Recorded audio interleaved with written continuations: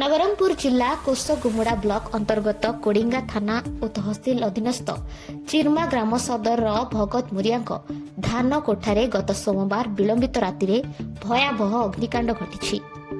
ଅଜଣା କାରଣରୁ ଦୁଇଟି ଧାନ ଗଦାରେ ହଠାତ୍ ନିଆଁ ଲାଗି ସମ୍ପୂର୍ଣ୍ଣ ଧାନ ଜଳି ପାଉଁଶ ହୋଇଯାଇଥିବାର ସୂଚନା ମିଳିଛି। ଭଗତ ମୁରିଆ ନିଜର 4 ଏକର ଜମିରେ ଚାଷ କରିଥିବା ଧାନକୁ ଧାନ ଖଳାରେ ସଞ୍ଚୟ କରିଥିଲେ।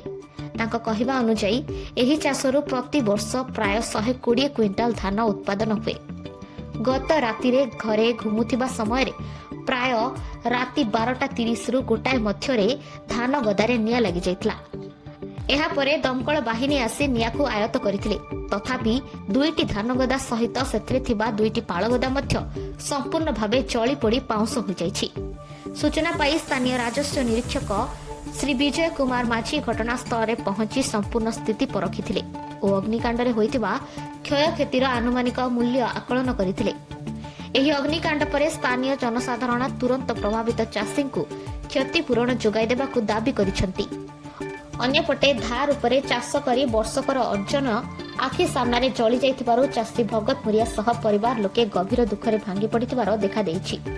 ସେ ସରକାରଙ୍କୁ ତୁରନ୍ତ ସହାୟତା ପ୍ରଦାନ କରିବାକୁ ନିବେଦନ କରିଛନ୍ତି। ନବରଙ୍ଗପୁରରୁ ଜିଲ୍ଲା ପ୍ରତିନିଧି ସନ୍ତୋଷ କୁମାରଙ୍କ ରିପୋର୍ଟ, କୋରାପୁଟ ସମାଚାର ଓଡ଼ିଶା।